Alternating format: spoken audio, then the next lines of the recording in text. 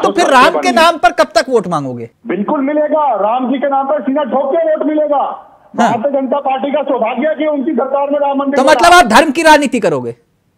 इसमें धर्म की क्या है?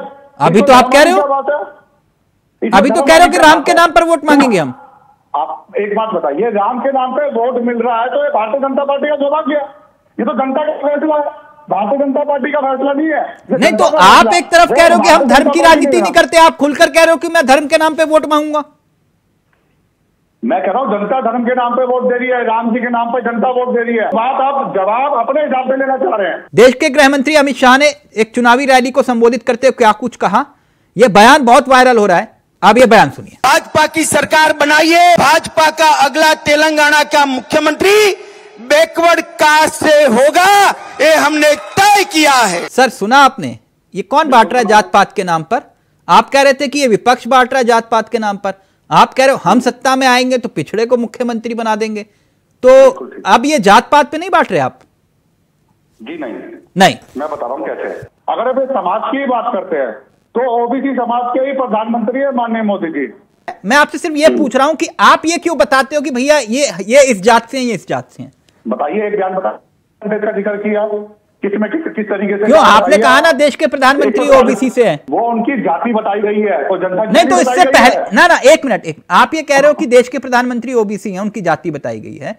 इससे पहले भी तो ना एक मिनट क्योंकि ये विषय बहुत क्लियर कट होना चाहिए। चौधरी चरण सिंह और एचडी देवगौड़ा ये किस जात से थे? बताइए, आप बताइए। नहीं तो आपको भी पिछड़े हैं सर, वो भी तो फिर उन्होंने कभी ये नहीं कहा कि हम पिछड़े थे, तो फिर आप क्यों कहते हो कि हम पिछड़े हैं? आप एक बात बताइए, क्या इस देश के अंदर एसटी, ओबीसी और जनरल है या नहीं है? नहीं तो फिर आप एक तरफ कहते हो कि हम जात के आधार पे नहीं करते सियासत, फिर नहीं कौशिक जी बड़ी कंफ्यूजन है। नहीं गोयल साहब ने कंफ्यूजन क्रिएट कर दी। आप कंफ्यूज कर रहे हो। मैं सहमत नहीं लगी आपसे।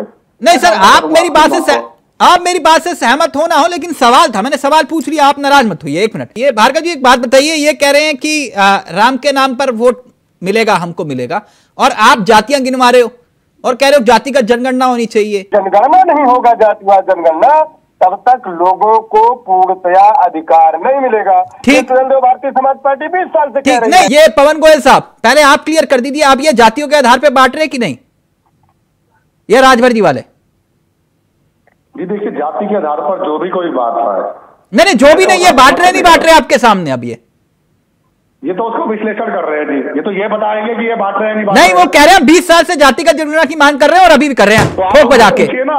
आप ये सवाल, उनका सवाल मुझसे किस लिए पूछ रहे हो? नहीं, आपके सामने बोल रहे हैं, पार्टनर है आपके, तो आप मान रहे हैं कि वो बांट रहे हैं? तिलक जी नहीं, मैं तो पूछ रहा हूं आपसे, यही वो बात कह रहे हैं जो ये बात कह रहे हैं। आपने कहा ये जातियों के आधार पर बांट रहे हैं, तो अब आपके सामने वो बोले कि हम जातिगत जनगणना की मांग कर रहे हैं, ठोक बजा के करेंगे हम।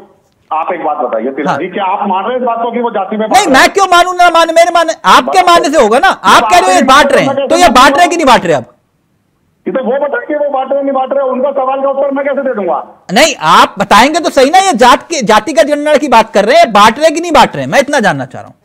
वो जातिगत जनगणना की बात कर रहे हैं। हाँ। वो जात के हिसाब से बता रहे हैं, इसके इतने आंकड़े हैं। हाँ। वो बांट रहे नहीं बांट रहे, तो उनका उत्तर मैं कैसे दे सकता हूँ? नहीं, जातिगत, एक मिनट अभी मैं क्लियर कर देता हूँ। एक भार्गव, जातिगत जनगणना होनी चाहिए कि नहीं? 100% होनी चाहिए। अब एक मिनट, अब ये बताइए,